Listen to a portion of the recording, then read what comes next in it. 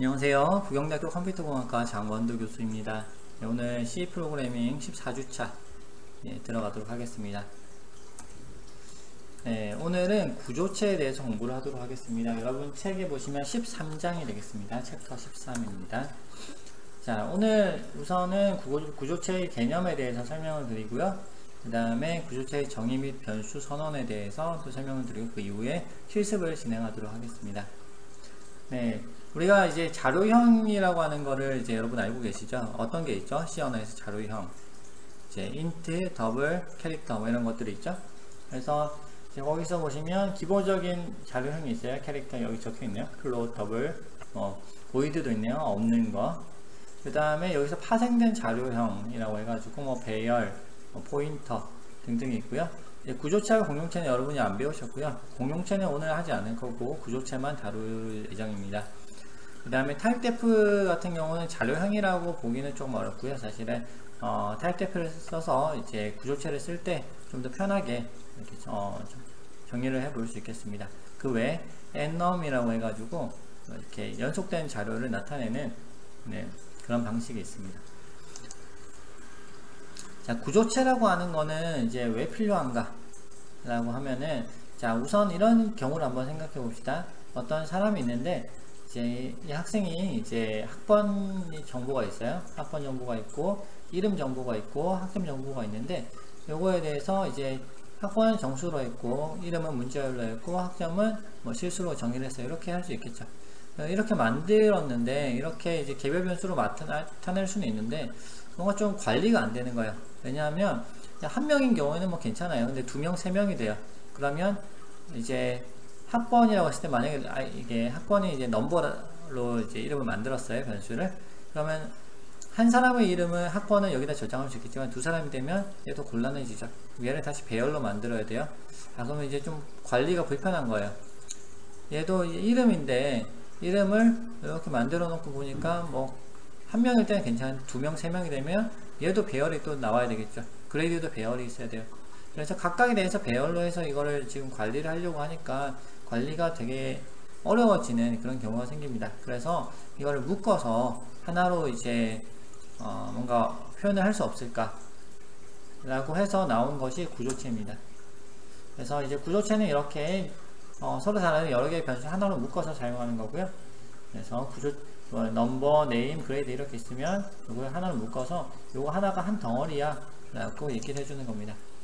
실제적으로 어떻게 이루어지나 하면은 이런 식으로 이루어져요. 중괄호가 있고 중괄호가 닫히고 전에도 뭔가 적을 게 있는데 그럼 좀 이따 설명드리고요. 그 다음에 여기서 구조체 안에서 int, number, 캐릭터, name 이렇게 하면 두 개가 하나로 묶이는 거예요. 자, 배열 같은 경우는 이제 여러 개를 하나로 이제 묶기는 하는 거죠. 근데 이제 같은 타입의 변수만 묶을 수가 있어요. 다른 타입의 변수는 하나를 묶을 수가 없어요. 자, 구조체는 다른 타입의 변수를 하나를 묶을 수 있다 라는 것이 배열과 구조체의 차이가 되겠습니다. 자, 그래서 이제 구조체를 이제 써야 되는데 구조체를 사용할 때는 구조체를 정의를 먼저 해야 되고요. 그 다음에 구조체 변수를 또 선언을 해야 됩니다. 이 2단계가 걸쳐지는데 이제 이 2단계라는 부분에서 좀 너무 이제 머리를 아파하실 필요는 없고요. 이제 구조체를 정의를 한다 라고 하는 거는 이제 새로운 변수 타입을 하나 만든다 라고 생각을 하시면 돼요. int, 더블, 캐릭터 이런 게 있었는데, 그래서 우리 변수 a를 만들려고 할 때 int a 이렇게 하면 정수형 변수 하나가 생기는 거죠. 이름이 a라고 하는 변수가 생겼습니다. 자, 그런데 그게 아니고 이번에는 구조체 변수를 만든다. 그러면 어떤 구조체라고 했을 때 학생 변수를 만들고 싶은 거예요. 이 학생이라고 하는 타입을 하나 만들고 정의를 하고, 그 다음에 학생 A 이렇게 하면 A라고 하는 이 학생이 하나 생기고, 학생 변수가 하나 생기고, 학생 B 이렇게 하면은 B라고 하는 학생 변수가 또 하나 생기는 거예요. 자, 그것이 이제 학생, 여기서는 이제 이렇게 나오죠. student A 이렇게 얘기를 하면 A라고 하는 변수를 만드는데 이 타입은 student 타입이야 라고 얘기를 하는 거죠. 그런데 얘가 일반 타입은 아니잖아요. 구조체 타입이죠. 구조체 타입이라고 해가지고 이렇게 struct라는 것을 앞쪽에 적어주게 됩니다.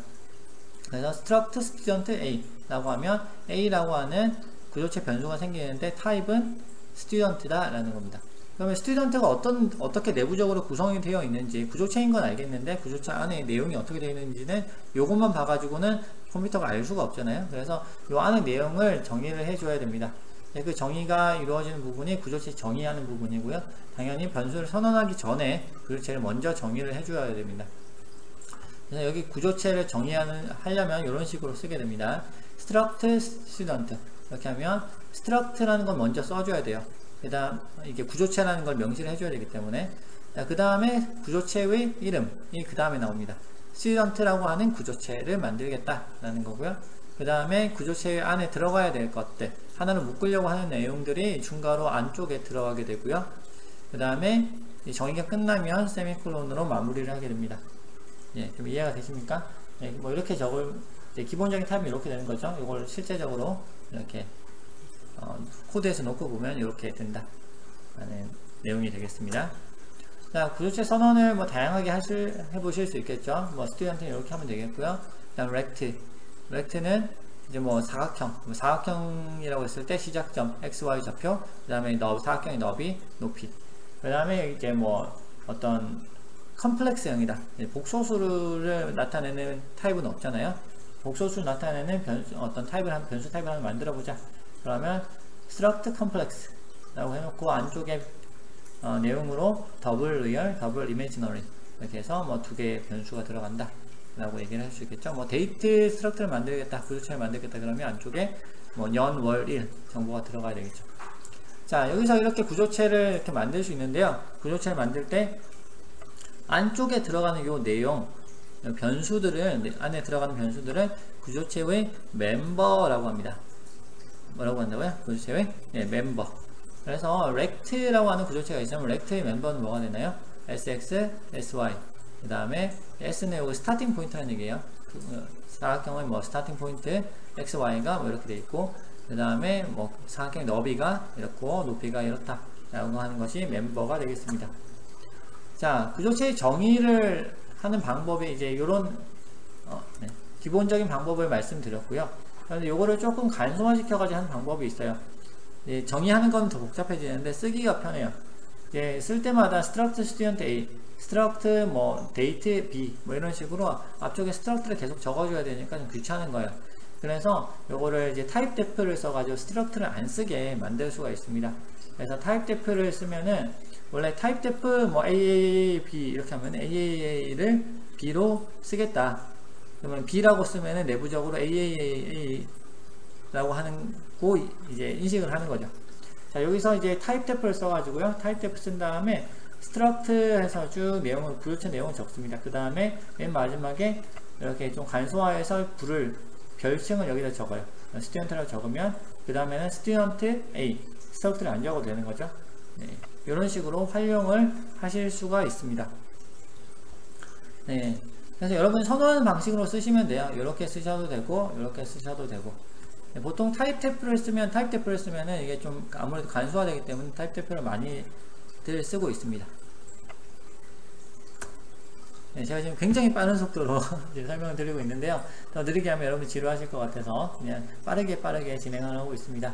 구조체의 이제 초기화, 구조체를 이렇게 만들었어요. 만든 다음에 정의를 한 거죠. 렉트라고 하는 구조체는 이렇게 생겼어 라고 정의를 했어요. 정의를 해가지고는 얘는 뭐 아무것도 실제로 생기지 않아요. 그리고 정의하는 거는 일종의 설계도예요. 그래서 그냥 이렇게 만들면 돼 라고 해가지고 실제로 존재하지 않는 거고, 설계도상에 존재하는 거를 struct rect r1 이라고 하면은 이제 변수를 실제로 만들어내는 거죠. rect라고 하는 변수를 메모리상에다가 올리는 거예요. 그런데 여기다 값을 넣어야 되는데, 값을 넣을 때는 중괄호를 써서 여기 값을 하나씩 넣을 수 있습니다. 요거는 순서대로 들어갑니다. 순서대로 sx, sy, width, height 이렇게 순서대로 들어가게 되어 있습니다.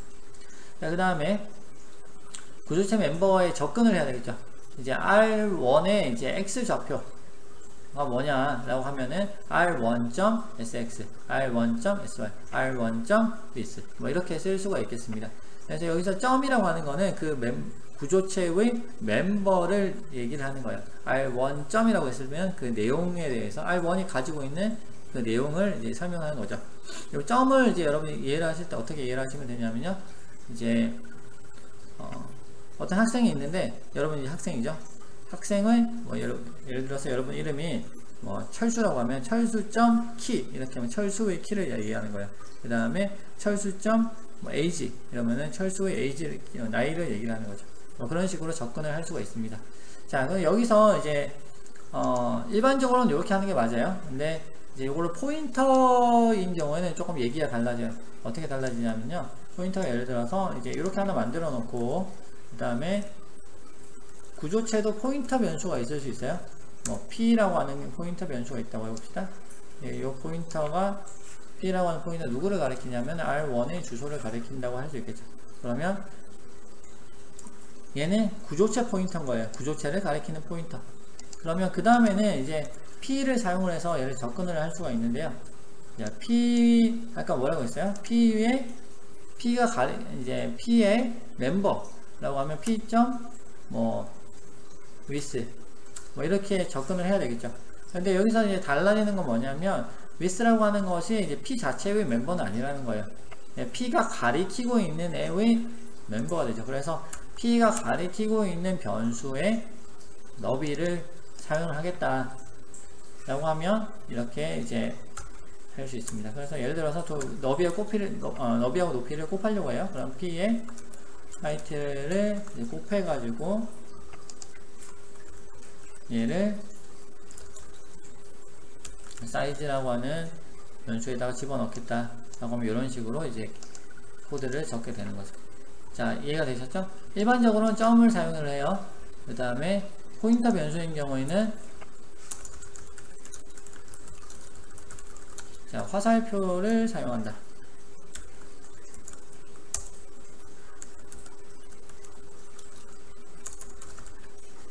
화살표를 사용한다 라고 하는 겁니다. 자, 그러면 이제 본격적으로 코드에 들어가 보도록 하겠습니다. 자, 여러분 이 코드를 한번 작성을 한번 해보겠습니다. 네. 이제 비주얼 스튜디오 열어주시고요. 여기서 새로운 프로젝트를 만들어주세요. 그 다음에 솔루션 탐색기에서 소스 파일을 하나 추가를 해봅니다. make 14 ex00 struct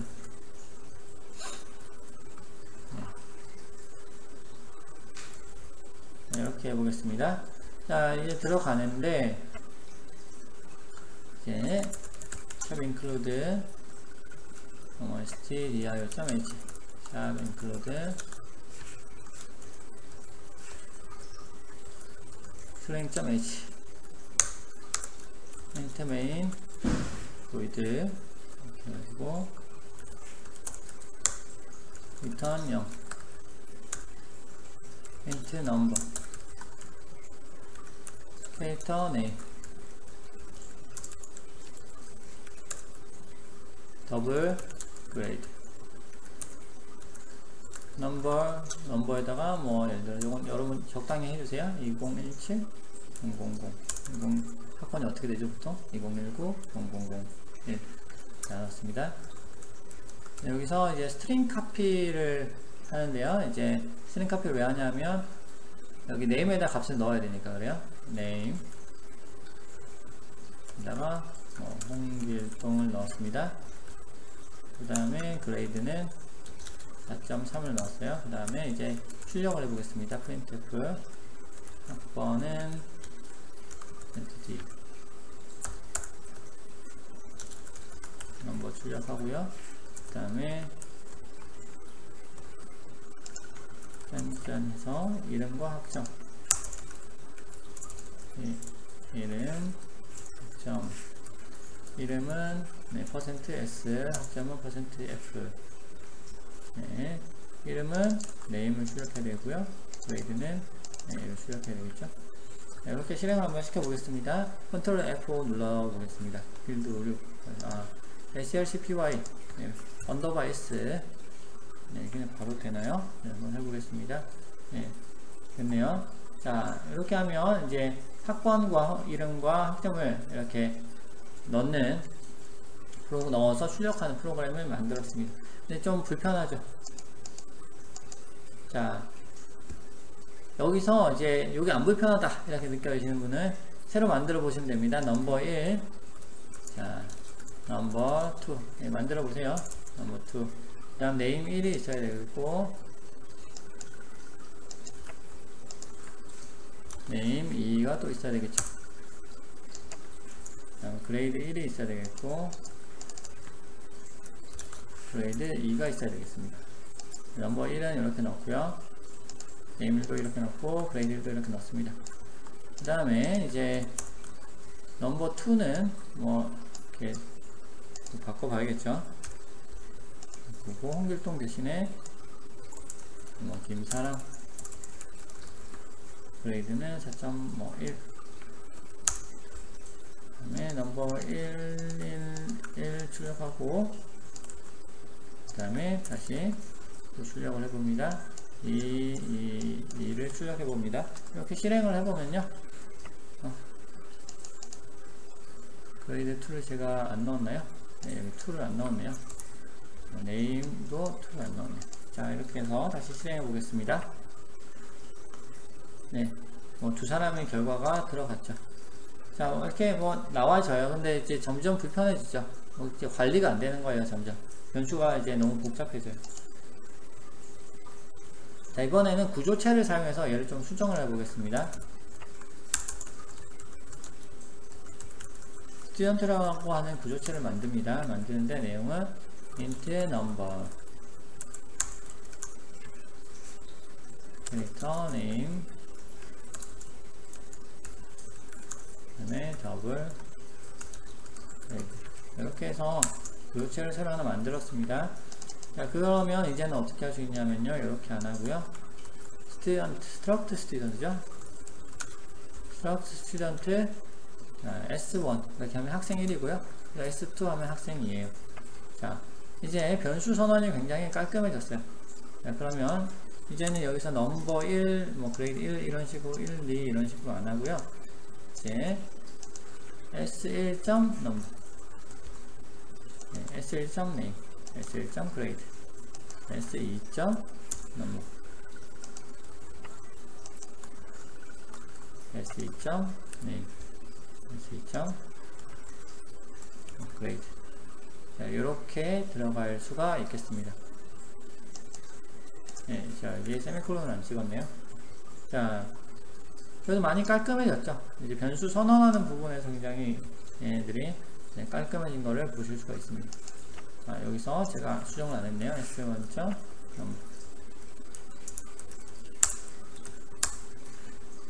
S1.name, S1.grade, S2.number, S2.name, S2.grade. 네, 2는 지우고요. 보다 직관적으로 변했죠? 네, 실행을 시켜보겠습니다. 실행 결과는 똑같습니다.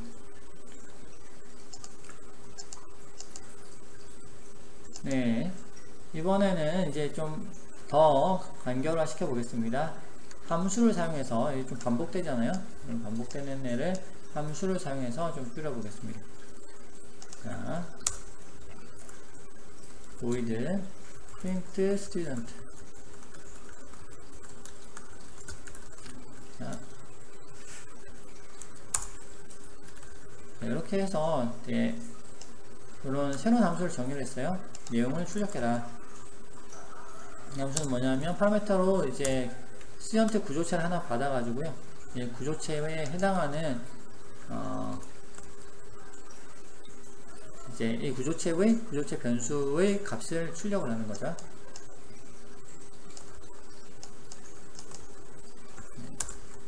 그러면 S2 아니고 S.name, S.number, S.grade 뭐 이렇게 하면 되겠습니다. 이쪽 안쪽에서는 메인 함수에서는 보다 쉽게 얘를 할 수 있겠죠. S2.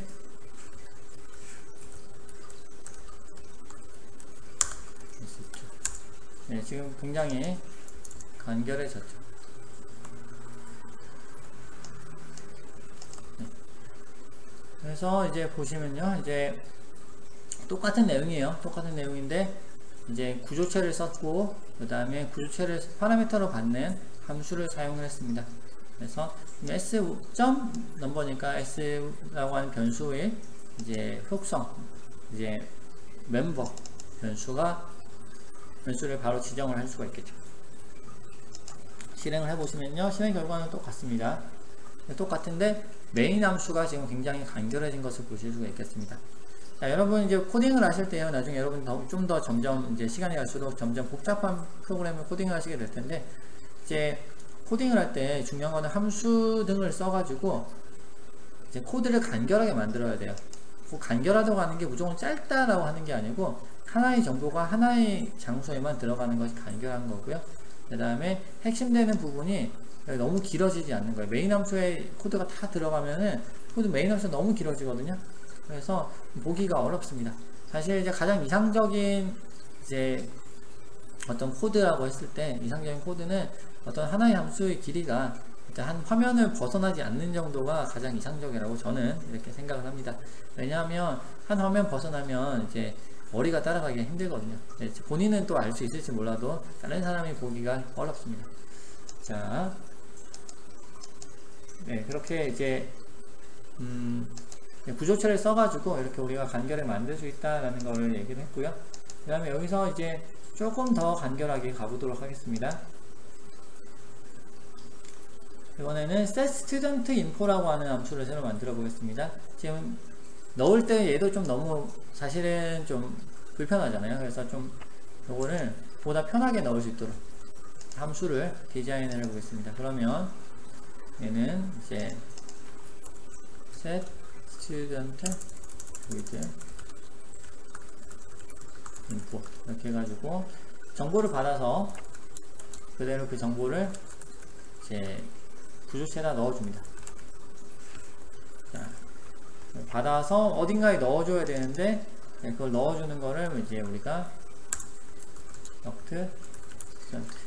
struct student 형으로 이제 넣어줘야 되겠습니다. 그럼 요 내용을 함수를 이름을 끌고 와서 아래쪽에다가 한번 만들어 보겠습니다. int 맨 앞에 게 뭐 넘버, 두 번째 게 name, 세 번째 거는 뭐죠? GPA 학점, 그레이드라고 해도 되고요. 이렇게 만들어 보겠습니다. 자, 그러면 여기 이렇게 들어왔는데, 들어온 상태에서 이제 파라미터를 받아서 받은 애를 그대로 넣어주기만 하면 되겠죠. 그래서 우리가 여기서 새로운 변수를 하나 만들고요. s라고 만들었습니다. 그러면은 s 넘버 s 그리고 s. 자, 이렇게 하면 이제 카피가 되겠죠. 물론 지금 값을 임의로 넣었지만 요걸 위쪽에다 좀 따로 빼놔야겠네요. 네, 임의로 넣었지만 받은 파라미터의 값으로 넣으면 보다 우리가 원하는 결과를 얻을 수가 있겠죠. 그래서 파라미터를 받은 애를 구조체에다 다 밀어 넣고요. 받은 구조체를 리턴해 줍니다. 자, 이렇게 하면 이제 이 함수를 여기서 메인 함수에서는 호출을 하면 되겠습니다. S1은 setStudentInfo를 해서, 자, 학번은 이렇게, 이름은 이렇게, 그 다음에 그레이드는 이렇게 넣으면 되죠. 자, 그러면 복잡한 거는 사라지죠. 자, 그 다음에 이제 이걸 똑같이 하는데, 이번에는 이제 내용을 이렇게 바꾸는 거죠. 네. 이렇게 넣으면 굉장히 간결해졌습니다. 자, 지금 여기 이렇게 했는데 여기서 지금 에러가 떴어요. 뭐라고 떴냐면 const 캐릭터 형태, 포인터 형태의 인수가 파라미터가 캐릭터 포인터 형태로 넘어갈 수가 없습니다. 포함되지 않습니다. 여기서는 캐릭터인데 const가 이제 제가 설명드렸나요? const는 이제 불변하는 거예요. 변하지 않는 거. 그래서 요거는 이제 변수가 아니죠. 사실은 상수죠. 상수에 가깝죠. 그래서 이제 요거를 파라미터로 받을 때 지금 문제가 생겼습니다. 그래서 요거를 에러가 발생하지 않도록 얘가 name은 이 함수에서 바꾸지 않습니다 라고 명시를 해줍니다. const 캐릭터로 명시를 해서 문제가 없도록 만듭니다. 자, 네, 그래서 이제 이렇게 const를 아래 위로 넣어줬습니다. 이렇게 넣어줬고요. 이렇게 넣어주고 실행을 시켜보시면요. 컨트롤 F5에서 실행시켜 보시면 정상적으로 동작하는 것을 보실 수가 있겠습니다. 네, 이렇게 1교시를 마치도록 하겠습니다. 우리 잠깐 쉬셨다가 그 다음 2교시에서 만나 뵙도록 하겠습니다.